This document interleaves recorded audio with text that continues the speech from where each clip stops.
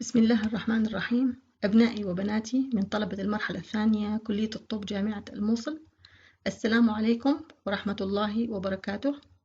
Today we have lecture 2 in specialized embryology of gastrointestinal system. Look at this picture. Here is an infant with history of projectile vomiting. I mean sudden vomiting. That's due to congenital abnormality in the foregut of his GIT.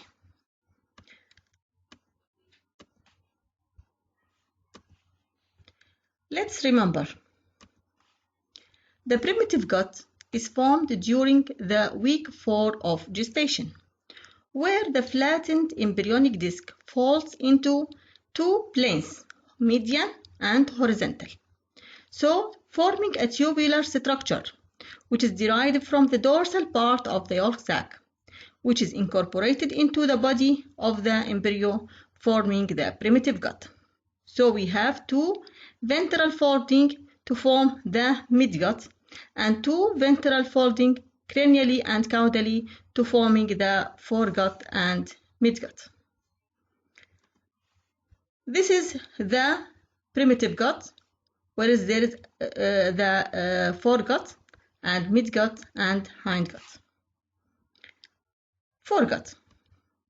What are the parts of the foregut?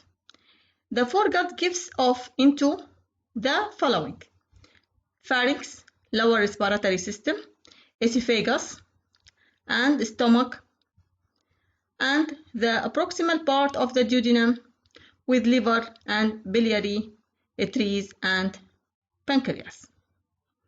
What are the steps of the embryologic development of the stomach?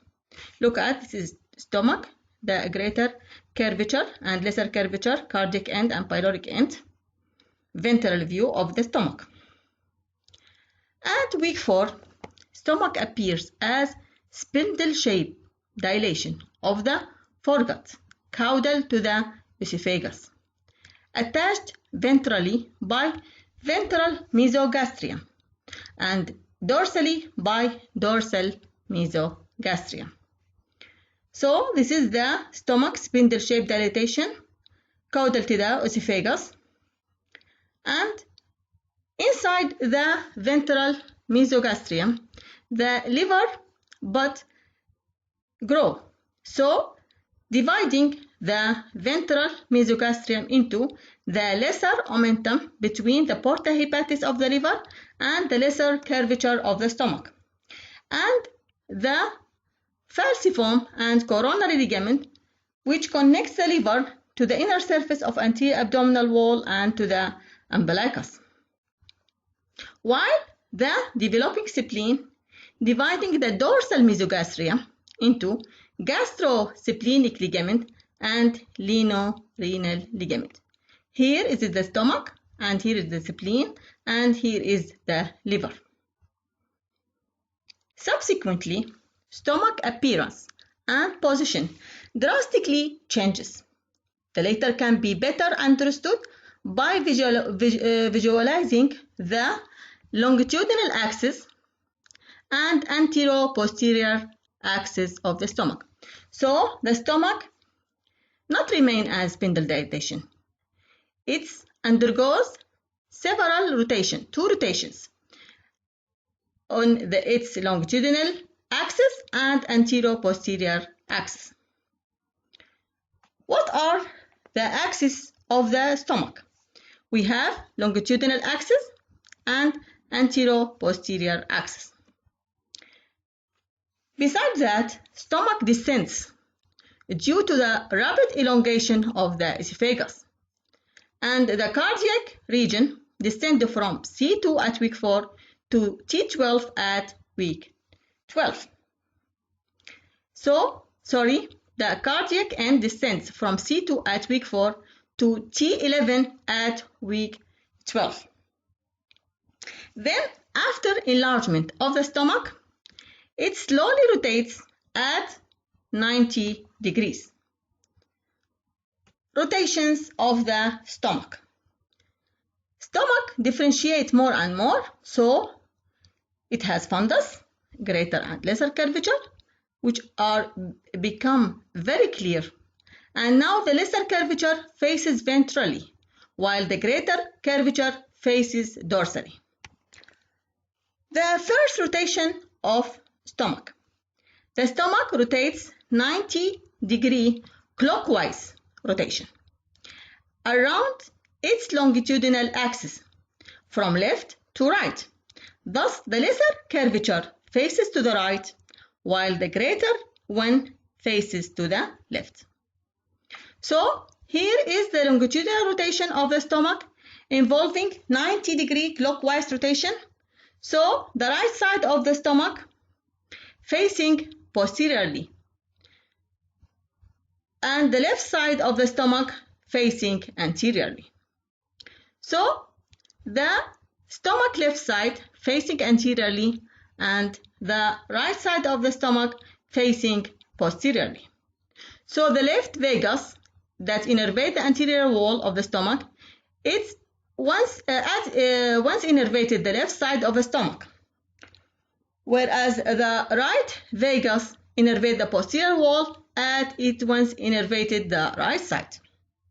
So the left vagus become innervation to the anterior wall, while the right vagus innervates the posterior wall of the stomach. Here is both vagi of the stomach. The left one becomes anterior, while the right one becomes posterior.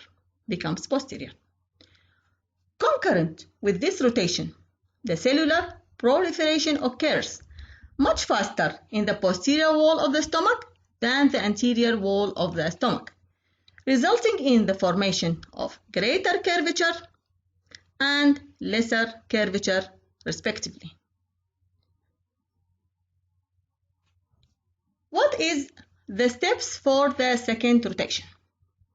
The stomach rotates around its antero-posterior axis, resulting in the caudal end, which is the pyloric part, moving upward and to the right, while the cranial part or cardiac end slightly moving downward and to the left. So the stomach assumes its final position, where is the pylorus located superiorly and to the left, while the cardia facing inferiorly and to the right. What about the mesenteries? The rotational changes of the stomach also alter the position of mesenteries.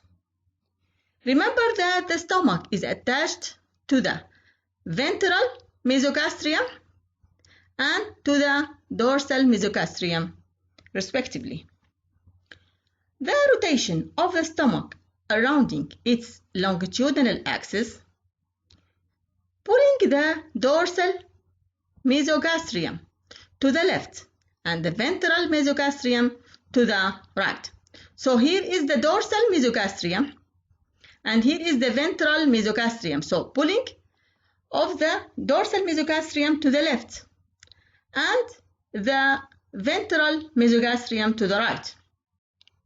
So we have a space here called the omental bursa or the lesser peritoneal sac, which formed behind the stomach.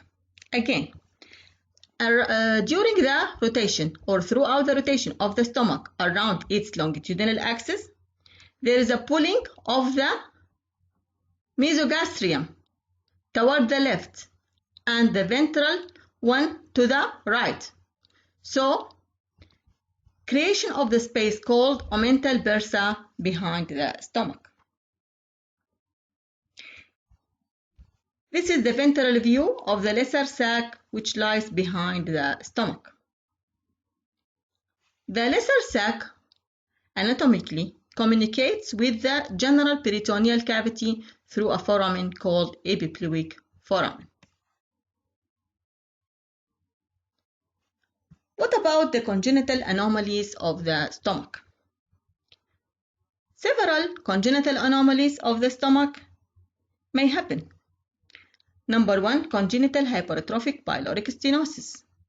Number 2, changes in the shape or shapes of the stomach. Number 3, variation of the origin of the blood vessels. Number 4, duplication of the stomach. And number 5, abnormal shape prepyloric septum. And number 6, malrotation of the stomach. Here is an example of one of the congenital anomalies of the stomach, which called congenital hypertrophic pyloric stenosis. We have hypertrophy either in the inner circular or outer longitudinal muscle of the pyloric region. It is one of the common anomalies in the newborn, clinically characterized by sudden vomiting or projectile vomiting, and it's treated by surgical excision of area of hypertrophy. Here is a picture of the congenital hypertrophic pyloric stenosis, and here is the picture of normal pyloric region of the stomach ventral view. In this picture, we have double pyloric region or double pylorus, while here is a presence of abnormal area of pyloric region, making a shape of hammer like shape stomach.